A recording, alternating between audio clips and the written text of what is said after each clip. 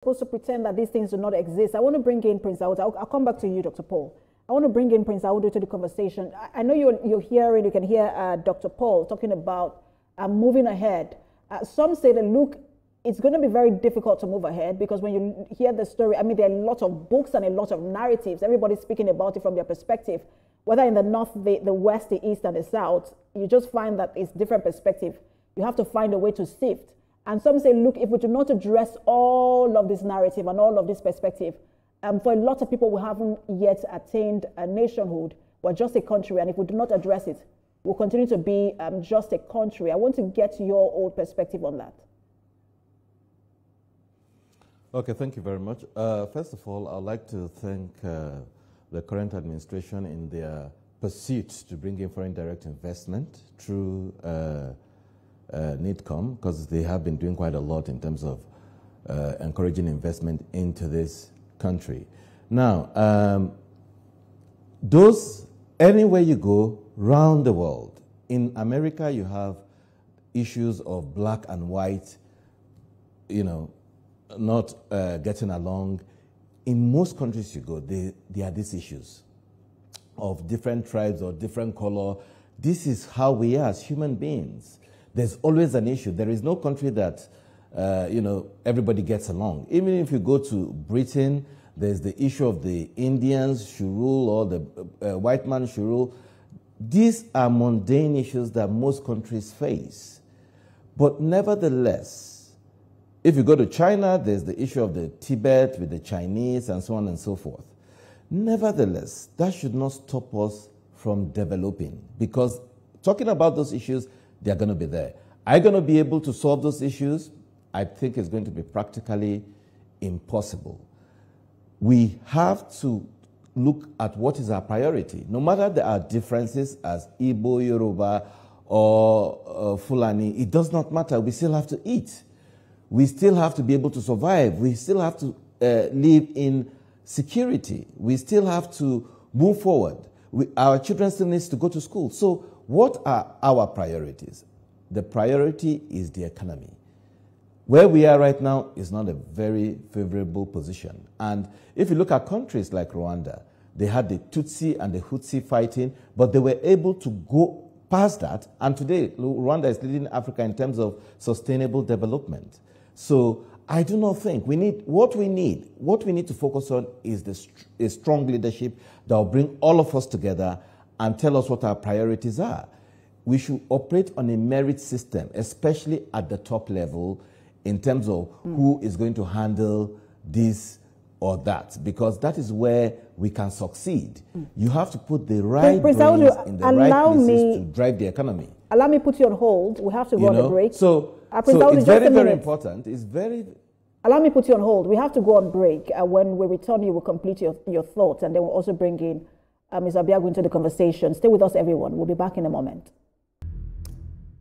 All right, thanks for staying with us, everyone. Thanks for staying with us, everyone. We've been speaking on Nigeria at 65, the journey to nationhood. Is it really a journey? Have we attained it? And then you're watching Standpoint. But we've been speaking with our guests, three gentlemen. We've been speaking with the Senior Advocate of Nigeria, Chinua Obiago, who joins us via Zoom. We also have Prince Aliyu Audu, who is speaking from the investment angle, and also from the angle of Nigerians in diaspora. He's joins us from Abuja studio. And here with me in the studio, we have a federal lawmaker representing Jeremy Federal Constituency. He is Dr. Khalid Paul. Thank you, gentlemen, for staying with us. Prince Aliyu, you were the one speaking before we went on that break. I just wanted to complete that thought. You were talking about the priorities now, and you mentioned that, look, every nation has its own challenge with whether ethnicity or race, and we should focus on the priorities. I wanted to finish that thought.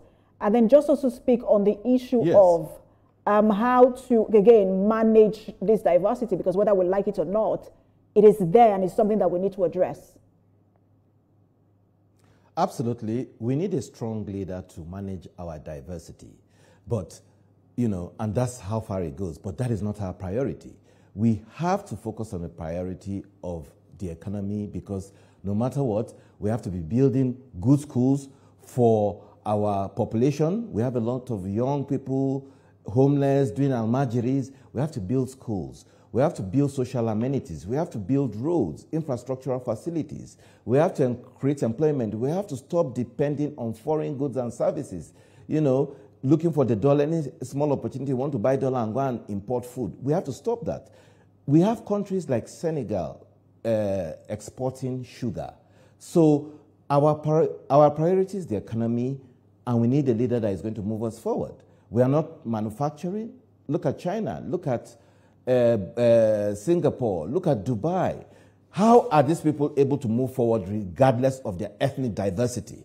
So ethnic diversity can be the strongest point, can be our focus. Our focus is the common man. How is the common man faring?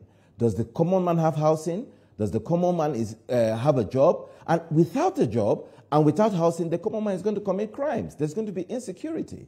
So we have to get our priorities right, and that is what is most important in this country. We need, however we have to do, we have to forge along. Diversity in itself is strength, is not a weakness. So we need to educate people, our leaders need to educate the population.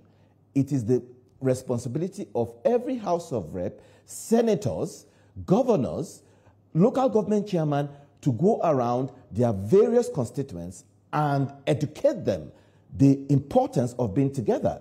We should not use, because of politics, we'll use religion to fight each other because we are trying to get one candidate to win.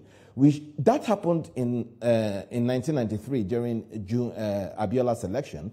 The whole country came down together and voted Abiola, North and South. There were northern candidates, but the northerners, along with the southerners, voted one candidate. So what does that tell you?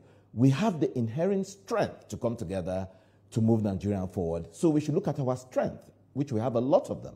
We have a huge population, over 250 million, and now all we have to do is to empower that population, make that population literate, like it's been done in other countries, and push them forward to drive the economy. That should be our focus. Prince Audu, I want to bring